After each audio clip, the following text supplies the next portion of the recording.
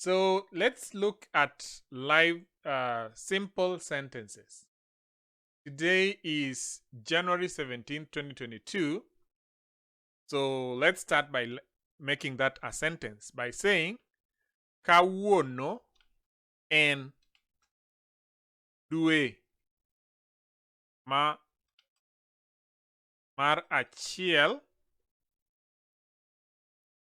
tarik apar gi abiriyo higa mar gana ariyo kod piero ariyo gi ariyo. That's the date. So today is January 17, 2022. How do you translate that into a sentence? You say Kawuono en dwe mar achiel. So dwe mar achiel is January. Dwe mar achiel becomes January. And then 17th is Tarik. So the date is 17th. So Tarik apar gi abiriyo. So that is Tarik apar gi abiriyo becomes 17th. And then we look at the year. Higa mar gana ariyo. Gana ariyo is 2000. So higa mar gana ariyo kod piero ariyo gi ariyo. So 2000 and 22. That's our date. So the first question I want to ask is, do you want to go to the park? I want to translate this. Remember yesterday we said, if you have do you start by saying be I. So, be I dua dhi e.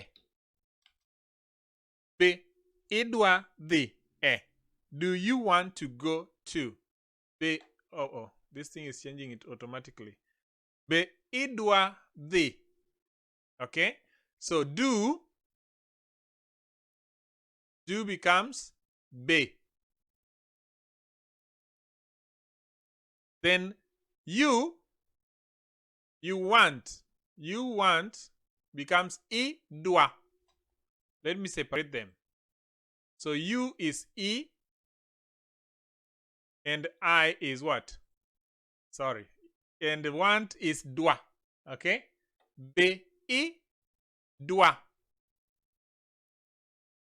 Be I dua. So do you want to go?